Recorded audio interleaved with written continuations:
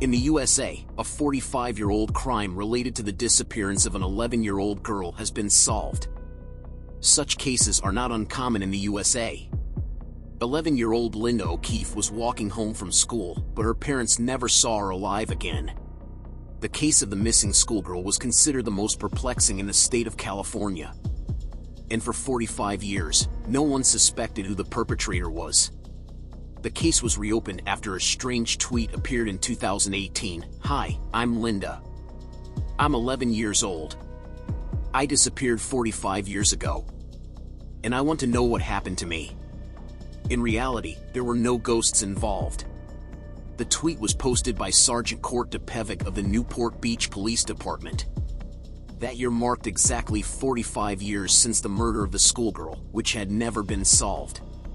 Law enforcement wanted this case to transition from being a cold case to being actively investigated.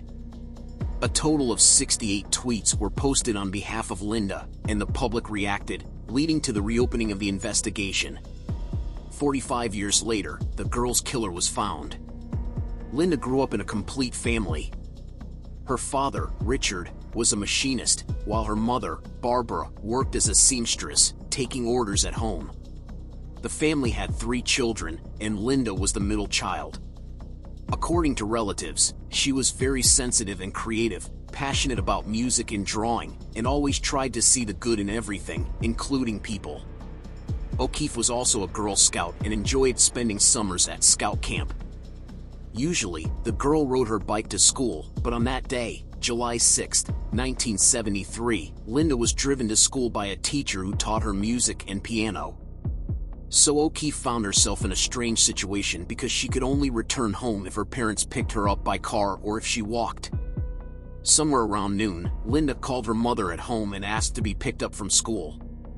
However, her mother, citing a pile of tasks, refused. Besides, the walk from school to home was not far, only 2 kilometers. It would have taken the girl just about 30 minutes. However, half an hour passed, and Linda did not return home. It was only 2 hours later that her mother started to worry. But she thought her daughter was just chatting with friends on the way home. At 6 in the evening, it became clear that something was wrong. The child's mother began calling Linda's friends. However, no one knew where the girl had gone. When her father returned from work, he went to look for the child by car. And when it got dark, the parents went to the police. All night, law enforcement officers searched for the schoolgirl, using service dogs and helicopters. Volunteers also helped in the search. But all attempts were unsuccessful. And on the very next morning, July 7th, local architect Ron Yeo planned to go biking with his son. They rode along the well-known Back Bay Nature Trail and decided to hurry and check out a rare amphibian species a couple of kilometers away. That's when they discovered the body of poor Linda. The father and son found the schoolgirl in a ditch with water. Linda was wearing a dress made by her mother, and nearby lay her book bag. Police determined that the girl died from strangulation. An investigation began immediately, but all the detectives found were tire tracks not far from the crime scene. Witnesses, Linda's friend and neighbors, unanimously claimed to have seen the schoolgirl that day. They said a turquoise van approached the girl as she walked home, and she seemed to be talking to the driver while standing by the passenger door. Then Linda got into the car. So people assumed that Linda knew this person. Witnesses helped create a portrait of the suspect, a white man, aged 24 to 30, with curly light hair, an oval-shaped elongated face. But unfortunately, nobody remembered the van's license plate or make. Searches distributed throughout the state yielded no results. Then another witness emerged, a woman who lived near where the girl was found. She heard a child's screams, pleading for it to stop because it hurt. And then it abruptly ended.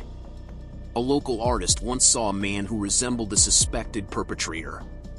The curly-haired, light-haired man looked very disturbed. The incident happened near the crime scene.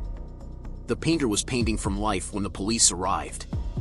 The man watched the police from the bushes, so the artist asked what was happening. It turned out they found the schoolgirl's body, but both were far from the actual crime scene. However, the man seemed suspicious to the painter, so he told the detectives about the encounter. But even this didn't help catch the culprit. Forensic experts, of course, collected all the perpetrator's biological material from Linda's body.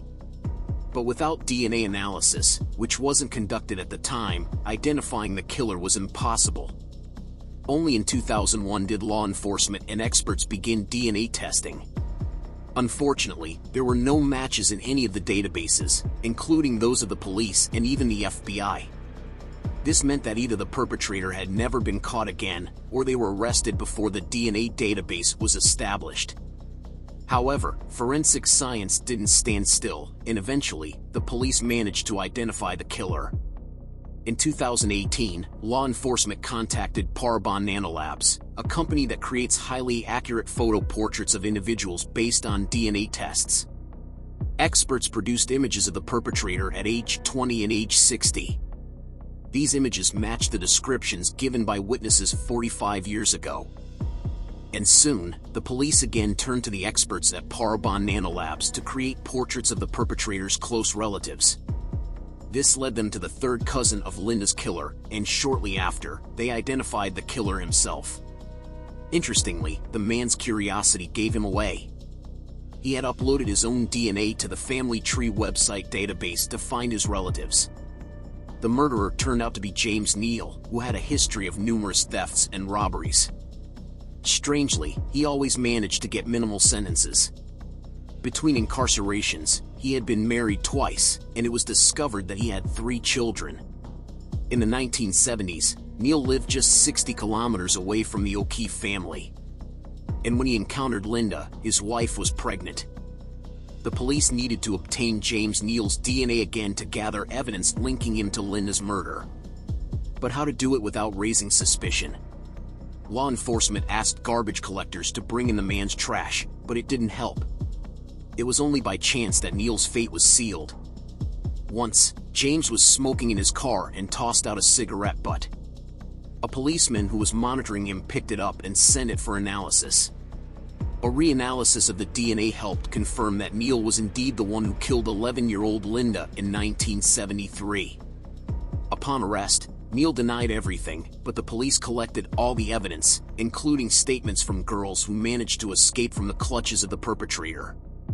Neal's trial was supposed to begin in 2020, but the pandemic disrupted all plans. James ended up in the hospital, where he died of lung cancer. Linda's parents did not live to see this day, but her sisters were immensely grateful to the police for finally solving the case.